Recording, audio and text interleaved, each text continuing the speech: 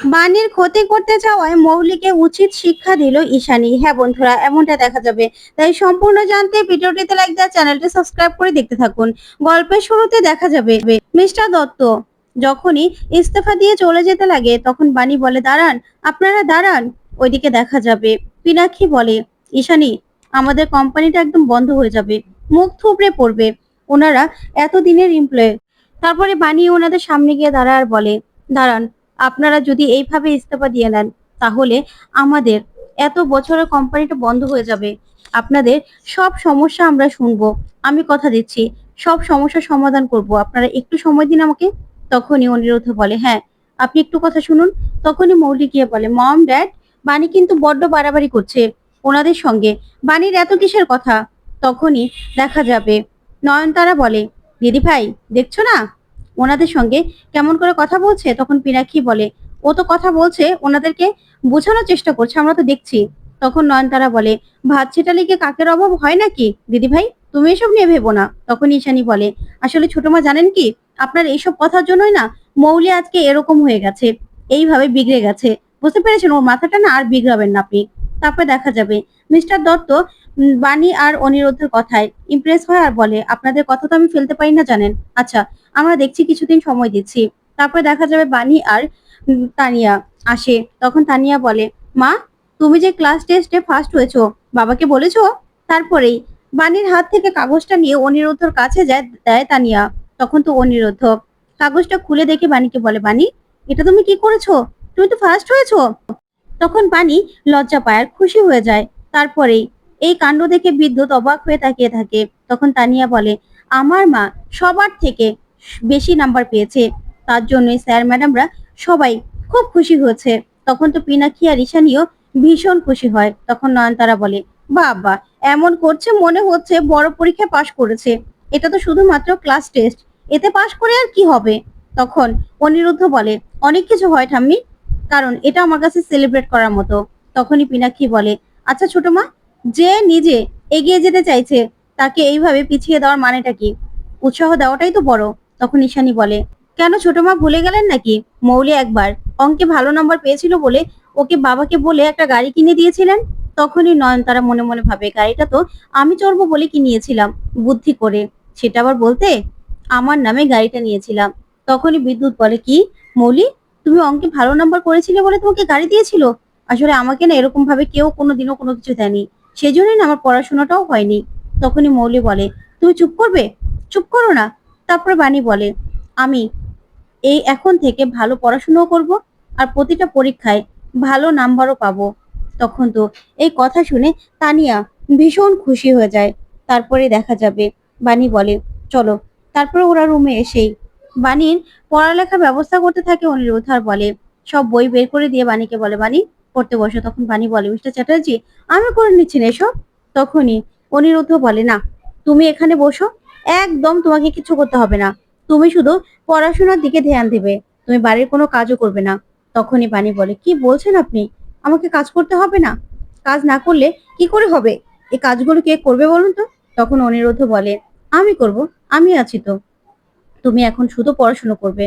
তখন বাণী বলে, আমি আমি তো পড়াশুনো করবো মিস্টার চ্যাটার্জি, সবকিছু ঠিক রেখে আমি ঠিক পড়াশুনো করতে পারবো। তখন অনিরুদ্ধ বলে, একদম কথা বলবে না, এখানে বসো, তোমাকে ভালো নাম্বার পেয়ে পাশ করতে হবে বাণী।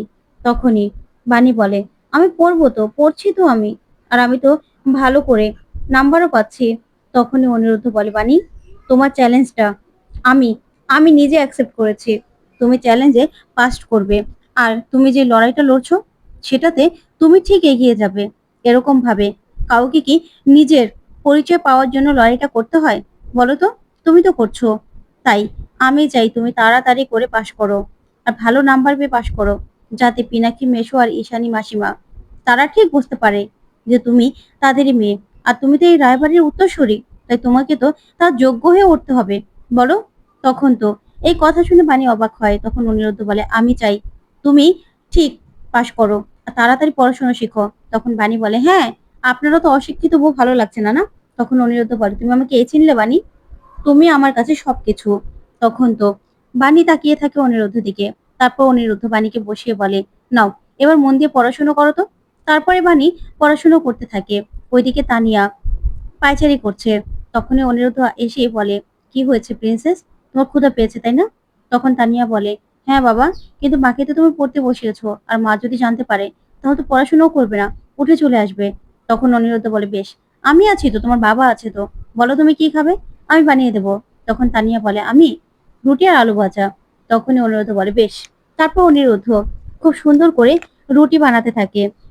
তারপরে তানিয়াকে গরম গরম রুটি আর আলু ভাজা করে দেয়। তখন তো তানিয়া খেয়ে ভীষণ খুশি হওয়ার বলে, একদম মায়ের মতো হয়েছে। যা শুনে অনিরুদ্ধ ভীষণ খুশি হয়ে যায়। তারপরে দেখা যাবে অনিরুদ্ধ বাণীর জন্য খাবার নিয়ে যায়। তখন তো বাণী খাবারগুলো দেখে চমকে যায় আর বলে, এত খাবার, এগুলো কোথা থেকে আসলো মিস্টার চ্যাটার্জি? এত খাবার কে বানালো? তখন অনিরুদ্ধ বলে, তুমি তো আলুর দম আর পায়েসটা করে রেখেছিলে, আর আলু ভাজি আর রুটি এটা আমি করেছি বানি। তখন তো এই কথা শুনে বাণী অবাক হয়। তখন অনিরুদ্ধ বলে, হ্যাঁ, আমি তোমার জন্য নিয়ে এসেছি, এবার খেয়ে নাও। তখন বাণী বলে, আপনি এত কিছু করেছেন, আপনি আমাকে ডাকলেই তো পারতেন, আমি করে দিতাম। তখন অনিরুদ্ধ বলে, না, তুমি এখন শুধু পড়াশোনা করবে। তখন বাণী বলে, আমি খেয়ে নিচ্ছি না। তখন অনিরুদ্ধ বলে, না, তুমি এখন পড়ছো না, লিখছো না, তুমি লিখো, আমি খাইয়ে দিচ্ছি। তারপর অনিরুদ্ধ নিজের হাতে বাণীকে খাইয়ে দিতে থাকে। ওইদিকে বাণী তখন লিখতে থাকে, পড়তে থাকে। তখনই এই কাণ্ড বান্টি এসে দেখেই খাবারের ঘ্রাণে বান্টি বলে, ইস, খাবারের ঘ্রাণটা কি সুন্দর বেরিয়েছে না, একটু যদি খাওয়া যেত ওই আলুর দম আর পায়েসটা। না না বান্টি, তোকে ম্যাডাম যে কাজটা দিয়েছে সেটা আগে কর। তখনই বান্টি মোবাইলটা বের করে অনিরুদ্ধ আর বাণীর ছবি তুলতে থাকে। তারপরেই বান্টি বলে, ইস, কি ভালোবাসা, কি প্রেম। ওইদিকে অনিরুদ্ধ বাণীকে খাইয়ে দিতে থাকে। তারপরে দেখা যাবে বান্টি মৌলি আর নয়নতারাকে সেই ছবিগুলো দেখায় আর বলে, দেখুন ম্যাডাম, কি সুন্দর পড়াশোনাও করছে, আবার অনিরুদ্ধদা খাইয়েও দিচ্ছে বাণীকে। তখন মৌলি বলে, দেখেছো ঠাম্মি, প্রেমও চলছে আবার পড়াশোনাও চলছে। আচ্ছা ঠাম্মি, তুমি এটা একবারও ভেবে দেখেছো, যদি এই বাণী পড়াশুনো করতে করতে ঠিকই পাশ করে যায়, তাহলে তাহলে কি হবে? তাহলে তো মম আর ড্যাড ওকে মাথায় তুলে নাচবে, তখন কি হবে? তখনই নয়নতারা বলে, সেটাই তো, আমিও তো ভাবছি এটাই, কি হবে বলো তো? তখন মৌলি বলে, না না গ্র্যান্ড মামি, এটা কিছুতেই হতে দিলে চলবে না, আমাদের যে করেই হোক আটকাতেই হবে ওদেরকে, বুঝতে পেরেছো? তখনই দেখা যাবে নয়নতারা বলে, বান্টি এদিকে এসো, ওই বাণীকে কিচ্ছুতেই পাশ করতে দিলে চলবে না। তখন বান্টি বলে, কেন, যা রান্নার হাত আর যা পড়াশুনো করছে ও তো পাশ করবেই। তখনই মৌলি বান্টিকে ঠাসিয়ে একটা চড় মারে। তারপরে নয়নতারাও একটা চড় মারে। তখন বান্টি বলে, আমাকে দুজন মিলে এভাবে মারছেন কেন? তখন নয়নতারা বলে, শোন, তোকে কি বলেছি, ওই বাণী যেন কিছুতেই পাশ করতে না পারে, সে ব্যবস্থা তোকে করতে হবে, সবকিছু কন্ট্রোল করতে হবে, ওর পড়ালেখা সবকিছু এলোমেলো করে দিতে হবে। তখনই মৌলি বলে, ঠিক বলছো গ্র্যান্ড মামি, এই বাণীকে কিছুতে পড়াশোনা করতে দেবো না আমরা, বাণী যেন কিছুতেই পাশ করতে না পারে। ওইদিকে তারপরে সকাল হলেই বাণী রান্নাঘরে কাজ করছে।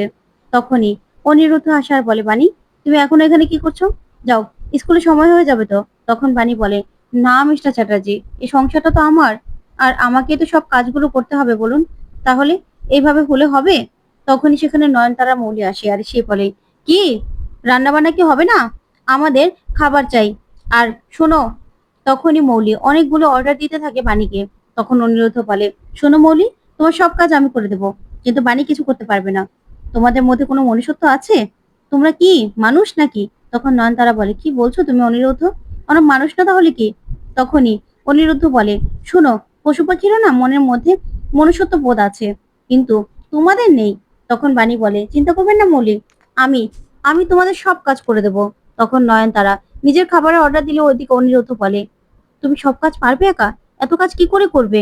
তারপরে বান্টি গিয়ে ঘড়ির কাঁটা 1 ঘন্টা পিছিয়ে দেয়, যাতে বাণী কিছুতেই স্কুলে যেতে না পারে। ওইদিকে অনিরুদ্ধ মৌলির কথা মতো মৌলির ড্রেস লন্ড্রিতে দিতে যায়। তখনই নয়নতারার জন্য খাবার বানিয়ে আনে বাণী।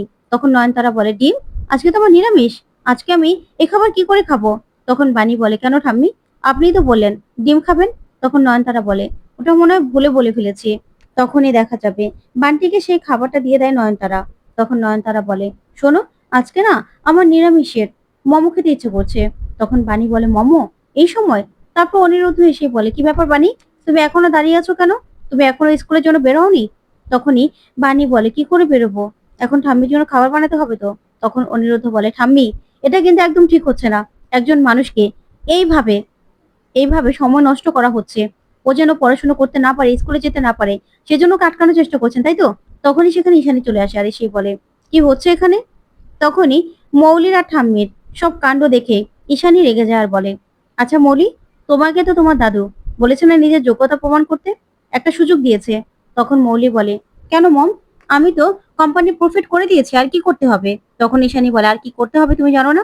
তোমাদের এমপ্লয়ারদের কি সমস্যা হয়েছে সেটা তো দেখতে হবে, সেটা বাড়িতে হোক আর অফিসে হোক, সবার খোঁজ রাখতে হবে, কে কি করছে না করছে, কার কি কষ্ট হচ্ছে। তখনই বানি ঈশানীকে বলে, মা, আমার কোনো কষ্ট হচ্ছে না, বাড়ির কাজ করব, নিজের বাড়ির কাজ নিজে করব, তাতে আবার কষ্ট কেন হবে? তখন ঈশানী বলে, বানি, যাই হোক না কেন, তোমাকে তো স্কুলে যেতে হবে। তখনই সেখানে তানিয়া আসে আর এসে বলে, মা, তুমি স্কুলে যাবে না? 9টা বেজে গেছে তো। তখনই বানি বলে, কই মাম্মাম, এখনো তো সময় আছে, এখন তো মাত্র 8টা বাজে। তখন তানিয়া বলে, না, উপরের ঘড়িতে তো 9টা বাজে। তখনই অনিরুদ্ধ সবটা বুঝতে পারে। তো বন্ধুরা, কেমন লাগলো আজকের আপডেট? কমেন্ট করে জানাও। ধন্যবাদ।